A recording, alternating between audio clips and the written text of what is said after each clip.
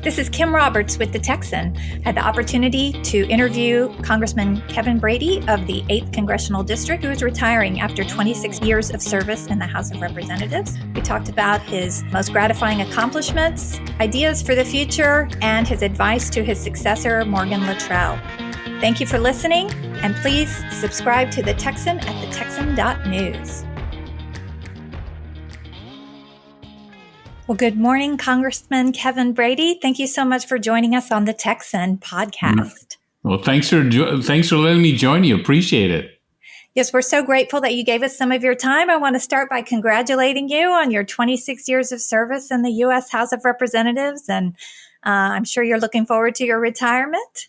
Yeah, I am. Look, I love my job. It's really been a blessing. But 26 years is a good run, and you sort of know when it's time to step back. And so, I am leaving. Obviously, I'm going to miss the issues, the policies, the people I work with. But yeah, we're ready for a new adventure, and we never moved to Washington. My family and I, so we live in the Woodlands just north of Houston, and that's where we'll be. Our home again. Well, excellent. I would just like to start by letting you give our listeners a little background about how you got involved and ran to represent District 8 back in 1996.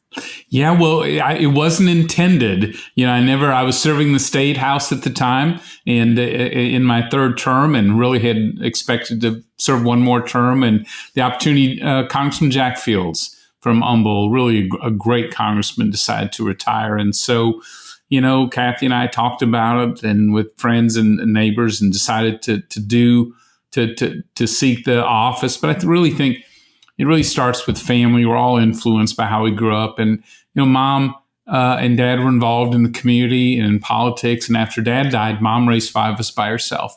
And one of the things she taught us was to give back to the community where you're involved. So after college, I began an 18-year Chamber of Commerce career where you're helping build a community, build schools and roads and attract businesses. And, I love that area, and it really led me both to a city council seat, the state legislature, and then really to Congress. So short answer is that, my family just instilled in us that we need to be involved somewhere. And so this was Congress. It turned out ended up being a good place to contribute.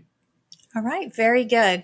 Well, speaking of contributing and being part of Congress, what would you say, upon reflection, has been the most gratifying part of serving the people of Texas 8th Congressional District for 26 years? Yeah, the opportunity to serve is very rare. I think in all of history, only about 275 Texans have had the opportunity to serve in Congress, certainly in the House of Representatives. So you've got a rare opportunity. The question always is, do you squander that, or do you work hard to leave a mark, for your community and your state and your country? And my voters, elected me and then kept me there, trusted me enough to work my way up into Ways and Means and to become the 3rd Texan to lead that committee. And from there, I was able to do some good things for Texas and the country. So I'm just really grateful that my constituents, and they changed over time. I've represented about 28 different counties in my career because of redistricting. So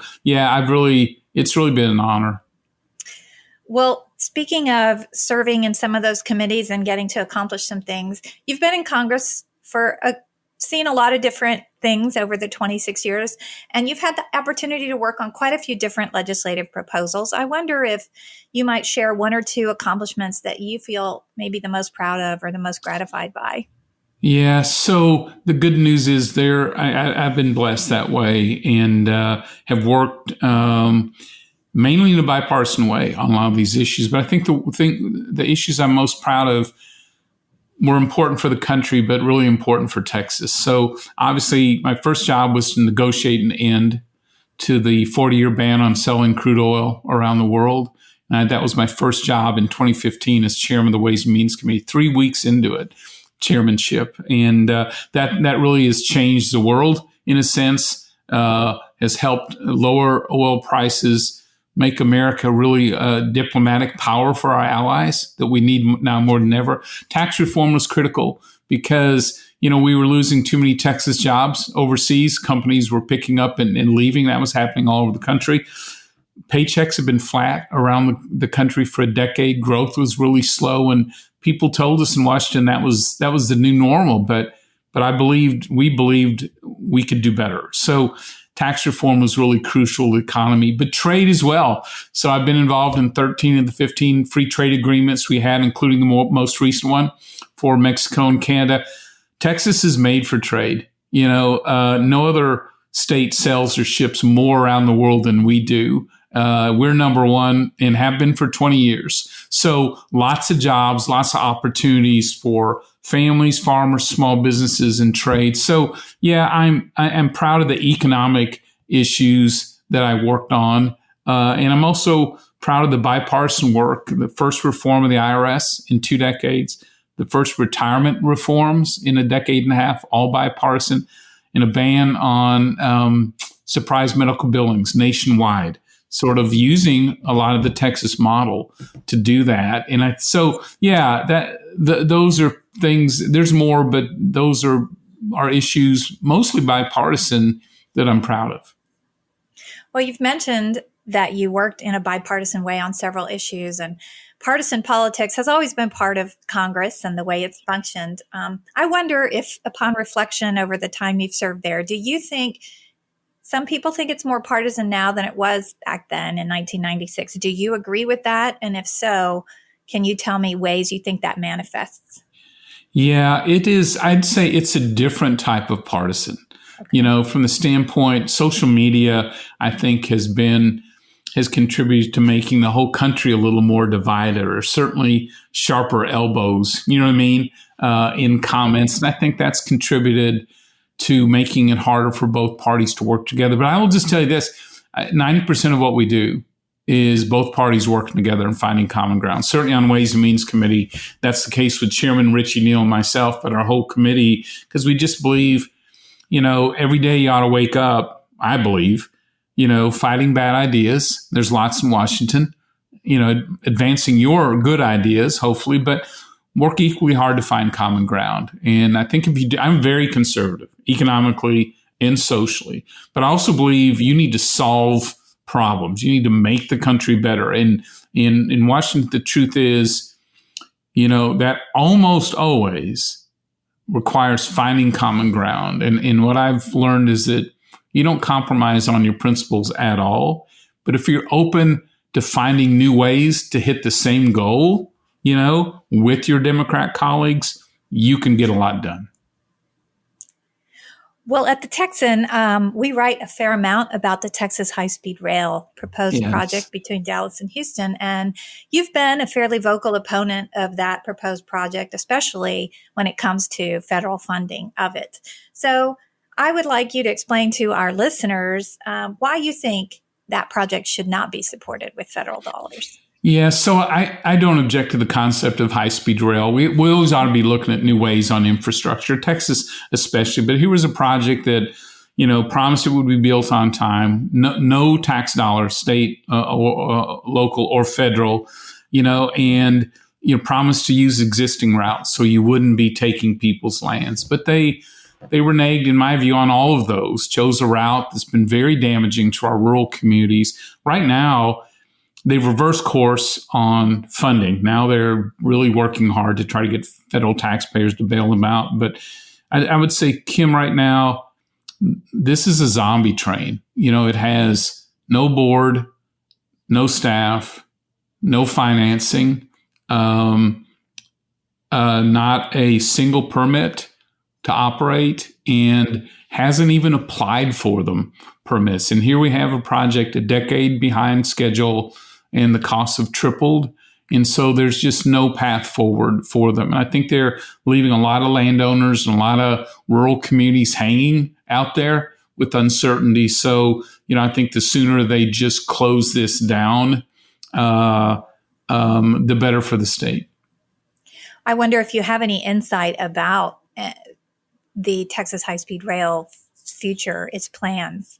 Yeah, I don't. We get press releases that they're alive and well, but there's just nothing behind those. at all. And I don't know if this is part of a strategy for how they sort of break themselves up and how they handle closing it all down from a legal and a property management standpoint. But I think it's all but over. And I think their decisions along the way, brought this about. Well, you mentioned previously your work on trade agreements and especially the work on the USMCA trade agreement between the U.S., Mexico, and Canada.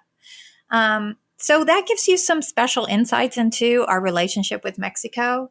I wonder what you think the U.S. federal government should work on there to help the illegal immigration problem and situation at the border. No, and I think, Kim, in Texas, we're proud of our relationship with Mexico, culturally, economically, and in many ways. So this is a special relationship. I think trade makes that even better. We really, when you put together the strengths of a Mexico, a U.S., and Canada, frankly, bring those all to the table. We are stronger, more competitive. We can handle tough economic issues better together. So that's really important. That's why I worked on trade so much. But I think immigration has been a big challenge. And I think the Biden administration's approach on the border, I think, has just been horrendous. It's a humanitarian crisis, a security crisis, a fentanyl crisis, a human trafficking crisis. And we know this, especially in Texas, in the Houston region. So I think really on immigration, our approach needs to be let's shut the back door of illegal immigration so we can keep open and improve the front door of legal immigration. We know in some ways that front door is broken too, and how the backlogs, how long it takes, it's, and I think we're one of the few countries where you get in by who you know, not by what skills or contributions you can make to the country. I think that needs to change, but it all starts with shutting that back door of illegal immigration. And obviously that's not happening today. A final point, people forget, in the summer of 2018, the House of Representatives offered two bills that I thought was the right balance. In fact, it attracted a majority of House Republicans. And what it did was close that back door of illegal immigration, made some really modern improvements to the front door on how people become citizens and work. But it also create a path to legal status for our dreamers. And our thinking was that would be a good balanced model to use for immigration. I still think it is, but with the current environment and the tension at the border, that it's tough to get people to the table on a balanced approach like that. But at the end of the day, it's needed. Thankfully, we're a state that's growing. We have a workforce that's strong, but we have 1 million job openings as of this morning, so for us to grow and prosper and offer opportunities, we've got to find some good solutions for a workforce that's trained and ready and big enough to sort of handle our economic growth. I guess returning to my question about partisan politics, do you think the border is one of the more partisan issues? Is that why it's hard to bring people to the table?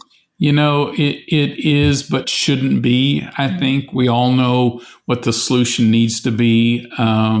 It's been frustrating for me that in 26 years, we really, haven't yet come together as both parties to do this. People often say folks don't want a solution. I don't think that's true. I just think the dynamics have just never come together. But I'm pretty optimistic at some point it will, because the country needs it. Both parties want to find a solution, and from a security standpoint, economic standpoint, this is important. You mentioned human trafficking in your answer about illegal immigration, and it's kind of been called modern day slavery by many. And it was really a tragedy. And I was wondering what you think the U.S. Congress can do to fight it more aggressively. Yeah. So as we're talking right now, it's estimated 300,000 young people under the age of 24 are in sex slavery in Texas right now as we're visiting. And that's just, I know it's unconscionable in the Houston region is a big part of that, and I think our proximity to the border is part of that. It's a shipping route, unfortunately, on human trafficking. So border security really does matter. I mean, it's got to be smart. It's got to be effective. Certainly, we got to be able to crack down here in Texas and the U.S. as well. But it's a byproduct of a border that's not secure. That's just heartbreaking. It's just heartbreaking, and we've got to do more. We've just got to do more. It's one of those problems that I think is multifaceted and needs a multifaceted solution. Yeah, no question. Well, you've mentioned your chairmanship of the House and Ways Committee, and that committee obviously has vast jurisdiction over a lot of matters like taxes, healthcare, trade, and welfare. So Republicans are set to take control of the House come January. And with your experience on that committee, what priorities would you suggest to the incoming chairman of House Ways and Means to focus on to help some of the economic issues our country's facing right now? Yeah, the good news is we've worked and developed an agenda for that. And so the Republican, we call it the Commitment to America. And it's really 4 pillars: a nation that's safe, an economy that's strong, a government that's accountable to the people, and a future based on freedom. The economy that's strong is really our bailiwick. And so you're going to see an effort to fight inflation by less government spending, less taxes and regulation that fuel inflation, and more American-made energy, more workers reconnected to their jobs, and more innovation that can help us drive prices down. You'll see an effort to confront China, their economic aggression and predatory practices. But you'll also see an effort to make America the most innovative nation on the planet, because we think the country that wins that race, wins the future. And we're also obviously looking at free market programs that can help generate more paid family leave and more child care, not mandated out of Washington, but really we are creating incentives for businesses large and small to be able to offer those better benefits, to their workers, because we think that's important too. Very good. Well, Morgan Luttrell was elected to fill the seat that you're vacating in the House of Representatives. And I'm sure you've probably met with him, but what advice would you offer to him that's unique to representing Congressional District 8? I didn't know Morgan well. I knew him, but didn't know him well before he sought the nomination and won the race. But I've become so impressed with him. He is, this is a principled conservative who served his country and wants to serve it more in Washington. Since he's won the primary, we sat down often, and his approach of listening and learning and doing outreach to everyone, not just a single party, in preparing to do a great job in Congress, be that kind of representative. I've just been so impressed with him. So yeah, we've been working on the transition for quite a while now. He's going to hit the ground running, and I'm really, you always want to be followed by someone you respect and admire. And in that case, that's exactly what we've gotten in Morgan.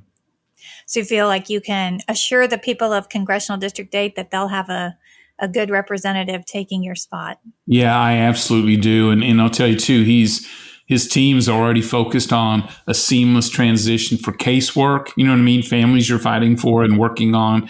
He knows the district well. So yeah, I think he's a step ahead just because how serious he's taken the preparation and the transition. Excellent. What are your plans now that you're retiring from Congress? Give us an insight into what you plan to do.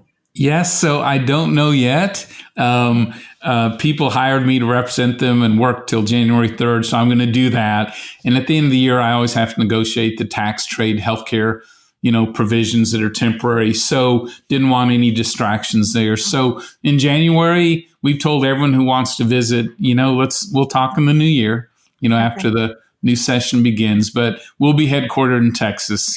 Kathy and I have lived in the Woodlands a long time, and this is where our sons are as well. So this is our home. And then I'm just going to be open to a new adventure. I've got a lot of energy to burn. I love working, and so Kathy and I will figure out hopefully a rewarding, satisfying new adventure. And hopefully it'll be along the economic issues that I love: taxes, trade, healthcare, energy, things like that. Mm-hmm.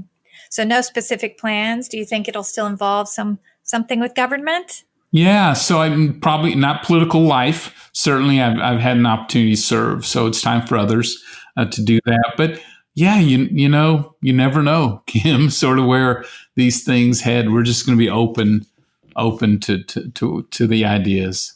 How is your wife feeling that you're coming back home permanently to We're both Woodlands? We're both very happy. I've been commuting a long time. I think we figured out for a local Boy Scout troop, I'm on my 6th round trip to the moon, commuting back and forth to Washington. That's a long time away from your family and your boys. And so, yeah, we're both very, very happy about an opportunity to be together more. It's hard on spouses. You're gone. There's single moms and single dads for much of the week, and then you're busy in your district on the weekends. So she's sacrificed. She's an angel. She's sacrificed so much to allow me to do this, and so it'll be nice to be able to give back.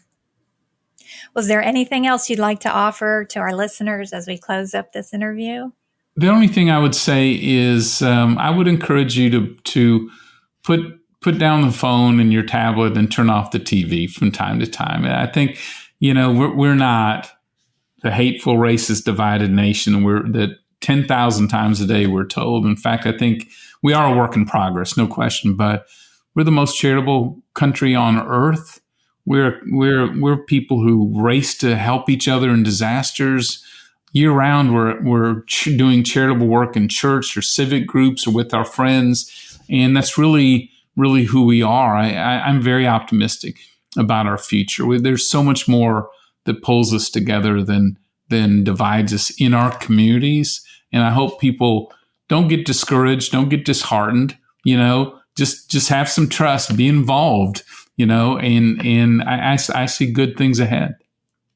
Well, it's a good word to close us down. Thank you so much, Congressman Brady, for your time today. Congratulations on your service, and congratulations on your retirement from Congress. Thank you, Kim. Take care. I hope you have a great holidays. Thank you. You too.